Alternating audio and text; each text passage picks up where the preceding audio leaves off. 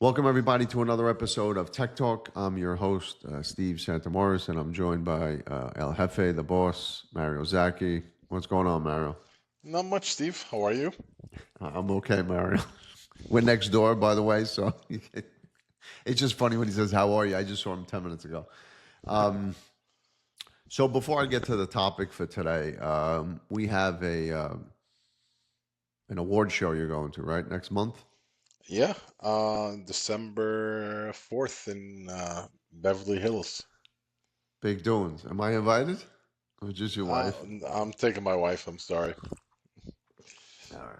It's a gala, so I had to rent a suit, and, So you had to get a tux. sorry, the tux. I rented a Mm. tux, I mean. She purchased somehow like five different dresses. I don't know why she has You're gonna five. wish you took me. Wait till the Exactly. credit card bill comes. You only need I'm one cheap. dress, I right? cost nothing. Nothing. Yeah, exactly. So the topic I wanted to go over today is really like a few misnomers, right? So things that people, business owners, think are the case, right? Which may be more popular, but not always, right? So number one is how the hacker gets on the network.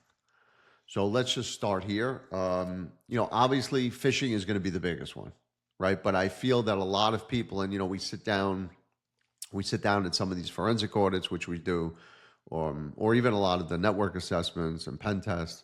A lot of business owners just think it's really from phishing emails. So maybe if you can highlight, I mean, I know the port in the firewall is one. Maybe if you could just go over, that's probably going to be the lowest probability one out of what we're going to talk about, but maybe if you can talk about a few other ways they can get on the network. Yeah, so I mean, that there's obviously the way, firewall, if it's a poor firewall, if it's the firewall that's controlled by the internet service provider, um, which are usually very basic, firewall.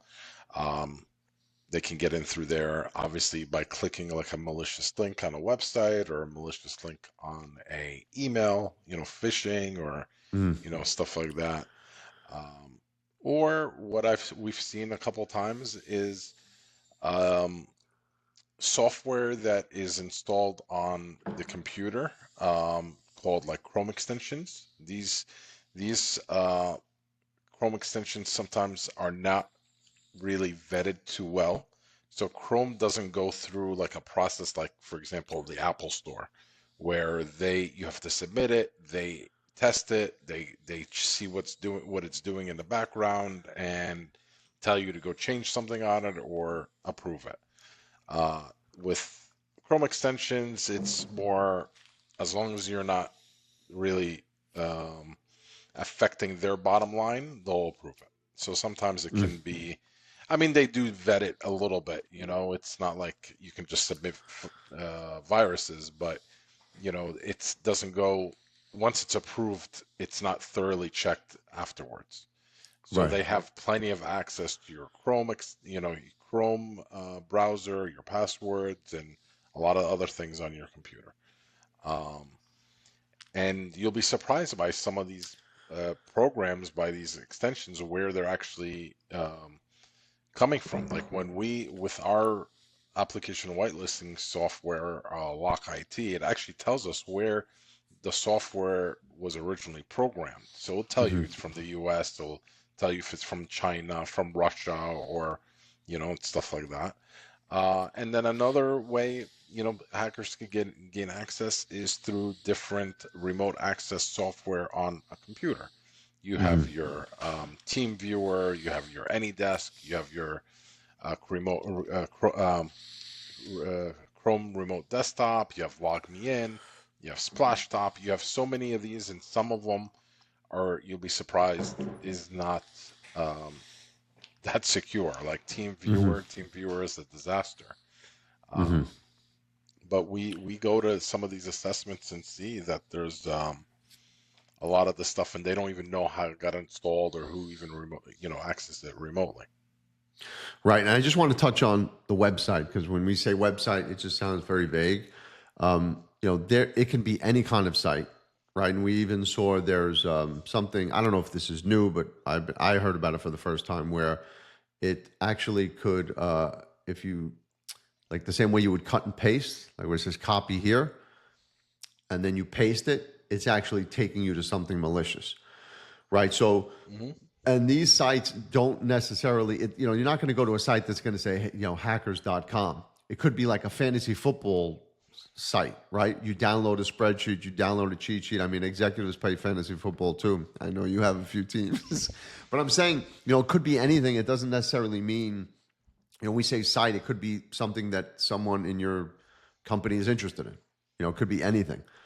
So you could download something from this site. You could just go to a malicious site and click a button. It's not going to be like, hey, click here, and it's going to look like a malicious link. Or accidentally type in, something like what was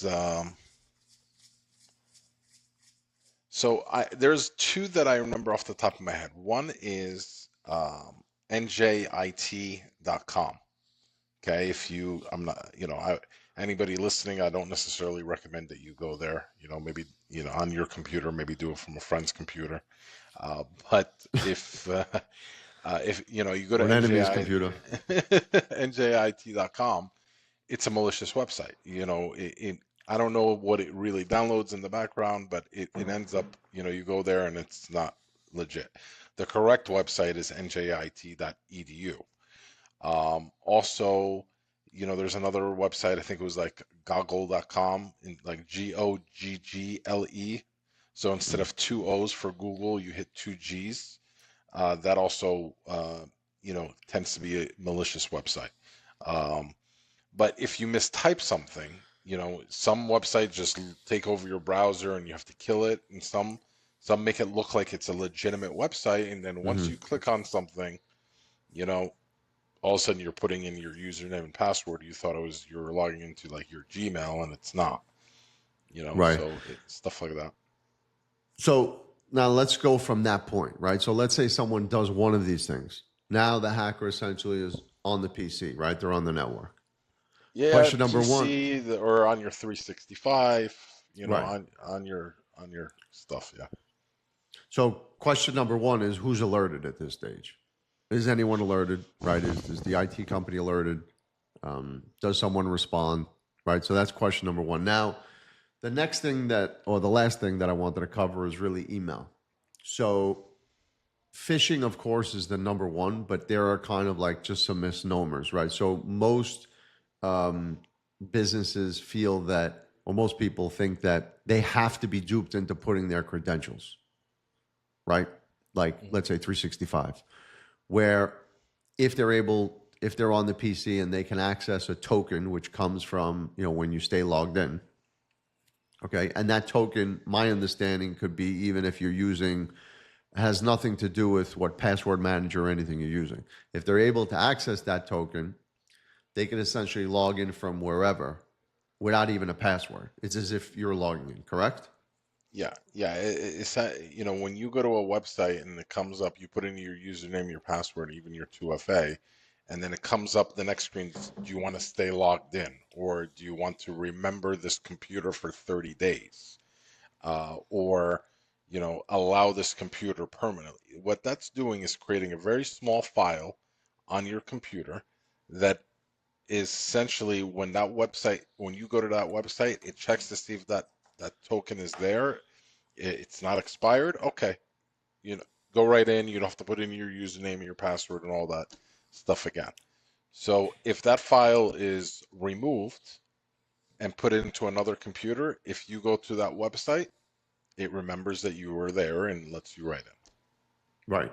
So that's one way that they can get in. No one has to be really kind of like tricked into putting in their credentials, right? Now they're in. Question number two is, okay, again, who's alerted, right? Is there anyone getting alerted that someone is now in the email, that's breached the email, that's obviously not the user, right? Yeah, should be, hopefully. So if you're using us. So then the other point is, there's ways where they can actually, like a lot of business owners feel that the employee needs to make, like, let's say, a mistake and click something. While that's the most popular, right? I'm just going to outline an example that we recently were made aware of through, like, the forensic audit that we're in the process of doing. I know I won't say too much because I know there's NDAs, but so the party A, right? A hacker was on the network, got into the email, similar to what we just described. They were working on a project with party B. Okay. So they essentially created a rule. So they were able to change the rule in their 365 so that when party A sent an email to party B, it went to the hacker, right? In that email was an Excel spreadsheet. The hacker put a script behind in the Excel spreadsheet, then sent it to the recipient, party B, right? But it actually was coming from the client, from A. So in that example, really no one is doing anything wrong, correct? They're both receiving an correspondence in an email chain. Yet there's a malicious script behind an Excel. So when party B opens that and clicks that, which anyone would, now essentially that could download something, if they're not really well protected, download something onto their network, right? Correct. Okay. You want to expand on that a little? So, yeah, and I talk you know, layman's terms, so you yeah, you yeah. do I a little mean, bit more technical. without really breaking our NDA, um, so obviously the one thing I do, you said nobody did anything wrong. There was something done wrong at a certain point where it allowed By this someone, person, right? by somebody. But then, and we've said it on other podcasts and stuff like that, sometimes when you let somebody into your network, that you don't know that they're on there because they don't necessarily do their damage as soon as they, get in. It's not like a bull in a china shop right away. They're gonna just, they're gonna sit in the corner and just watch and observe, run some tools, discover what's going on, and then when they see something that tickles their fancy, that's when they get involved. In that situation, I think we were able to tell that the hacker was on the network for about 45 days before there was any sign of anything adjusted. Um, and then they ended up readjusting it was an email rule that went out. It was the man in the middle. They ended up, you know, I think they ended up copying and modifying an Excel sheet and then ended up sending it and it attached some malicious code into the background. Right. So, it ended up affecting the recipient, the person that wasn't even really affected, or sorry, that wasn't like attacked by a hacker directly. It was through one of their vendors that caused it. Mm-hmm. Yeah. I mean, my point is most people kind of, when they paint that picture and they're talking about how they're getting breached, just the automatic assumption is, someone, check the email, make sure it's coming from the right, which is all good. I mean, that's the purpose of the phishing education and phishing testing. But there are other ways that these things can happen where there is no, if you're in the middle of an email chain, there is no one that is not going to open an attachment or click something if it's someone who you're corresponding with. And that's bypassing all spam filters. There's no way that that's being caught. I mean, there are certain protections that, like in that case, the recipient could have had, right? That would have blocked that from being downloaded on their side. But in terms of practice, like for the purposes of like what someone would do or not do, like no one essentially made a mistake. Those two parties. No, they weren't. They didn't make the mistake. The only thing is when you get, like, if chances are, if I send you something, Mm-hmm. and I say, Steve, check out the Excel sheet, I attached, and it's coming from my email address, you're not going to be cautious at all. Your spidey senses are not going to be up at all because it's coming from me. It's from my email, and most likely it's actually in the middle of an existing email chain. Right. You're not gonna be the wiser. So all of a sudden, they got affected because, most likely if they had macros, Uh-oh. What happened? what Did I lose you? No. I thought it seemed like something dropped out. Maybe it's someone watching us. No problem. Uh, you know, Maybe it's the government. um, and they ended up you made me lose my train of thought, but like they may have gotten a pop-up that says allow macros or something like that, and you're going to do it because you're opening up a file, you know who it's from, and you're going to enable whatever is enabled, and chances are if your software is not watching your back, it's going to allow it, and bam, it's done. Right. All right. So we're gonna stay on our 15-minute. Well, we're a minute and 50 seconds over today. It's pretty good. Normally they go in 20, 25 minutes. Any last words or anything you want to say before we get out of here? No. We again, just like what we said on our previous one, if you have any questions about your existing, setup, and you need a second opinion, we will gladly talk to you. Give you a free network assessment, and give you a report, and with no obligations. All right, perfect. You guys know how to get a hold of us, 973-272-2324, or reach out by email anytime, Steve@Maztech. So until next week. You always fly through that phone number. I don't. What? You always fly through that phone number. Well, they're going to see this on usually by email. 973-272. I should have it go across the screen. Yeah, we should. I'll do that. Flash. Yeah, I'll have it flash.